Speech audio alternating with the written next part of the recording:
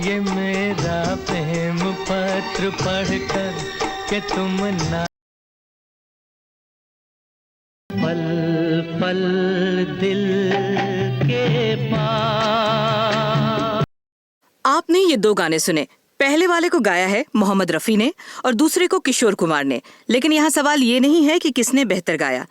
यहाँ मकसद आपको ये बताना है कि ये दोनों गाने उन लोगों के जीवन में खास मायने रखते हैं जो अपने जीवन के 50, 55 या 60 साल पार कर चुके हैं। आपको बताएंगे कैसे। जो लोग 50, 55 या 60 पार कर चुके हैं वो जानते हैं कि उनके जमाने में चिट्ठियां क्या मायने रखती थीं। भरोसा ना हो तो आप उन लोगों से जरा पूछ कर देखिए, फिर देखिए कि वो कैसे खोलते हैं अपनी यादों का पिटारा। उनसे बातें कर आपको मालूम पड़ेगा कि कैसे पिछली पीढ़ी के ज्यादातर लोगों ने अब तक अपनी चिट्ठियां दबा रखी हैं, जैसे वो कोई अनमोल खजाना हो। कभी ये चिट्ठियां उनके जीवन का अहम हिस्सा रही हैं। तब हिंदी फिल्मों में भी इन चिट्ठियों का खूब जिक्र होता था। ये मेरा प्रेम पत्र पढ़कर के तुम ना। 1973 में एक फिल्म आई थी, नाम था ब्लैकमेल। बात है उन दिनों की जब विजय आनंद की फिल्म तेरे मेरे सपने आई थी, लेकिन ये फिल्म पैसा नहीं कमा पाई थी।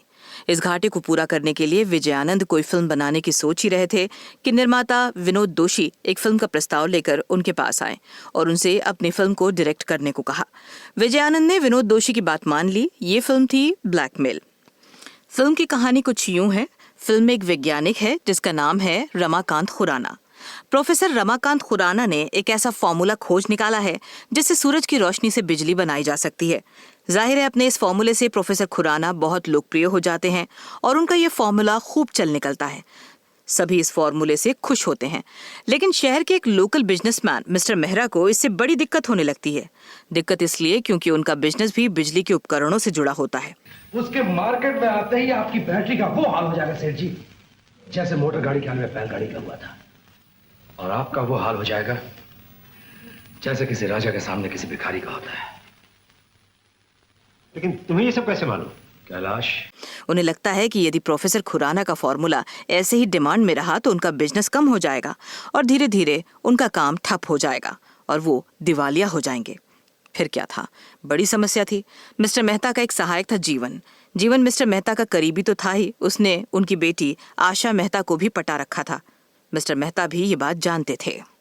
एक दिन जब मिस्टर मेहता ने अपनी समस्या जीवन से शेयर की तो बातचीत से एक रास्ता निकल आया। तय हुआ कि जीवन आशा के लाइफ से निकल जाएगा और आशा की शादी प्रोफेसर खुराना के भतीजे कैलाश गुप्ता से करवा दी जाएगी। बाद में आशा और कैलाश के जरिए मिस्टर मेहता और जीवन मिलकर प्रोफेसर खुराना की संपत्ति हड़प लेंगे और प्रोफेसर खुराना के वैज्ञानिक फॉर्मूले को भी अपने कब्जे में ले लेंगे। इस तरह प्रोफेसर खुराना की पूरी संपत्ति भी उनकी हो जाएगी और सूरज की रोशनी से बिजली बनाने वाला फॉर्मूला भी उनका हो जाएगा। एक बार फॉर्मूला हाथ में आ गया तो दोनों लाखों करोड़ों में खेलेंगे। ये तो थी इस फिल्म की कहानी का लबुलुआब। अब सवाल ये था कि फिल्म में किसे किसे लिया जाए। कहते हैं गाइड के बाद विजय आनंद का बहुत नाम हो गया था। लोग उनके साथ फिल्में करने को उत्सुक रहते थे। धर्मेंद्र भी विजय आनंद के साथ काम करना चाहते थे और अक्सर विजय आनंद से मिलते रहते थे। विजय आनंद ब्लैकमेल के कलाकारों के बारे में सोच ही रहे थे कि धर्मेंद्र उनसे मिलने आ गए। धर्मेंद्र भी उन दिनों कई हिट फिल्म दे चुके थे। चूंकि ब्लैकमेल के हीरो का कैरेक्टर उन पर सूट करता था, इसलिए विजय आनंद ने धर्मेंद्र से ब्लैकमेल के बारे में बात की। धर्मेंद्र राजी हो गए। अब बची फिल्म की हीरोइन। 1970 में एक फिल्म आई थी जीवन मृत्यु।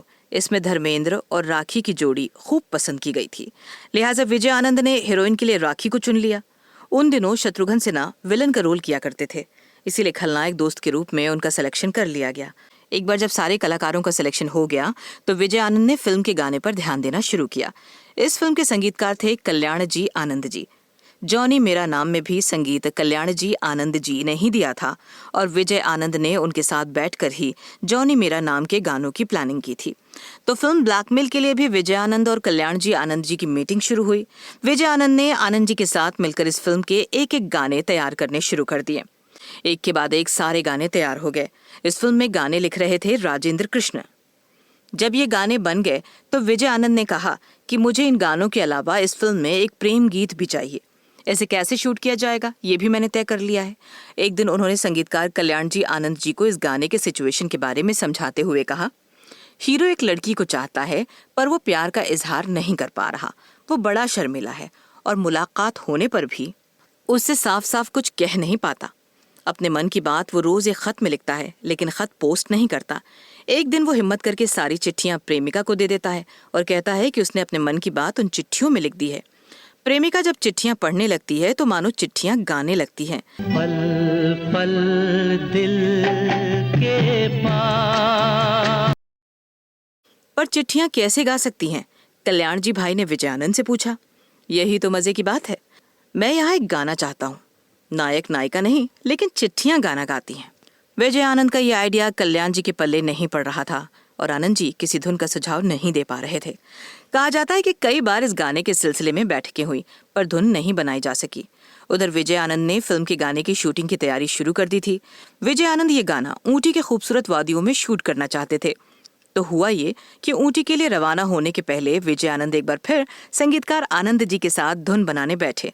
शाम ढल गई लेकिन धुन तैयार नहीं हो सकी। यार आनंद जी, आज तो धुन तैयार हो ही जानी चाहिए। गीत के बोल छोटे छोटे हों लेकिन भाव भरे हों। गाना सुनकर दर्शकों को महसूस होना चाहिए कि ये भाव नायक के हृदय से निकले हैं। कहा जाता है कि तब तक गीतकार राजेंद्र कृष्ण ने गाने के बोल नहीं लिखे थे। रात 11 साढ़े 11 बज गए। आनंद जी गीत का धुन बना रहे थे, तभी विजय आनंद जी से बोले, पल पल दिल के पास तुम रहती हो। गीत ऐसा हो तो कैसा रहेगा? आनंद जी ने तुरंत इसे धुन में बांध दिया। जीवन मीठी प्यास ये कहती हो। विजय आनंद ने अगली पंक्ति रची और मुखड़ा बन गया। पल पल दिल के पास तुम रहती हो, जीवन मीठी प्यास ये कहती हो। पल पल दिल के पास। अगले दिन विजय आनंद और आनंद जी की फिर बैठक हुई। उस दिन विजय आनंद ने गीतकार राजेंद्र कृष्ण को भी बुलवा लिया। उनके आने पर विजय आनंद ने उनसे कहा, राजेंद्र जी माफ कीजिए, मैं गीतकार तो नहीं हूँ, पर इतना जानता हूँ कि मेरी फिल्म के कैरेक्टर क्या संवाद बोल सकते हैं, कौन सा गाना गा सकते हैं। मैं शुरू में ही ये गीतकार को बता दिया करता हूँ कि मुझे किस तरह के गीत चाहिए, लेकिन मुझसे एक बदतमीजी हुई है। रात को मैं जब आनंद जी के साथ बैठकर गाने की धुन बना रहा था तो मुझे एक मुखड़ा सूझ गया और वो धुन में बांधा जा चुका है। अब उसे रखना है या नहीं, आप ही तय कीजिए। कहा जाता है कि विजय आनंद की बात पर राजेंद्र कृष्ण ने कुछ नहीं कहा, पर घंटे 2 घंटे चुप रहे, कुछ नहीं बोले। फिर अचानक वो विजय आनंद से बोले, गोल्डी, गीत का मुखड़ा वही रहने दो, मैं आगे का गीत लिख कर देता हूँ। लोगों ने अनुमान लगाया कि शायद उन्हें और कोई मुखड़ा ना समझ आया हो। फिर राजेंद्र कृष्ण ने उसी दिन अंतरा लिख कर दे दिया। अब बारी थी गाने की रिकॉर्डिंग की, लेकिन अभी गाना रिकॉर्ड भी नहीं हो पाया था कि विजय आनंद को गाने की शूटिंग के लिए ऊटी जाना पड़ा। जिस गाने की रिकॉर्डिंग नहीं हुई हो उसे कैसे शूट किया जाएगा? उन दिनों यही चलन था, गाना पहले रिकॉर्ड कर लिया जाता था और फिर उस गाने की शूटिंग होती थी। अब क्या किया जाए, गाना तो रिकॉर्ड हुआ ही नहीं है। फिर ऊटी में ही शूटिंग के दौरान टैलेंटेड निर्देशक विजय आनंद ने इसका उपाय निकाला। उन्होंने धर्मेंद्र को गाने के बोल गुनगुनाने को कहा और गाने की शूटिंग कर ली। बेगाने होकर भी क्यों लगते अपने। पर्दे पर इसे देखकर लगता नहीं कि ये गाना पहले रिकॉर्डिंग किए बिना ही शूट किया गया है। बहुत से लोगों का मानना है कि पल पल दिल के पास जैसा कोई दूसरा रोमांटिक गाना आज तक नहीं बना। पल पल दिल के पास। उधर बहुत से लोगों का कहना है कि मोहम्मद रफी का ये गाना इसे जबरदस्त टक्कर देता है कि मुझको तुमसे प्यार है, तुमसे प्यार है, तुमसे प्यार। लोगों का मानना है कि मोहम्मद रफी का ये गाना किशोर कुमार के इस गाने से बहुत आगे है। मोहम्मद रफी का ये गाना है फिल्म संगम का, जो आई थी 1964 में, यानी किशोर कुमार के इस गाने से बहुत पहले। इस गाने को लिखा है शैलेंद्र ने। ये मेरा प्रेम पत्र पढ़कर कि तुम नाराज।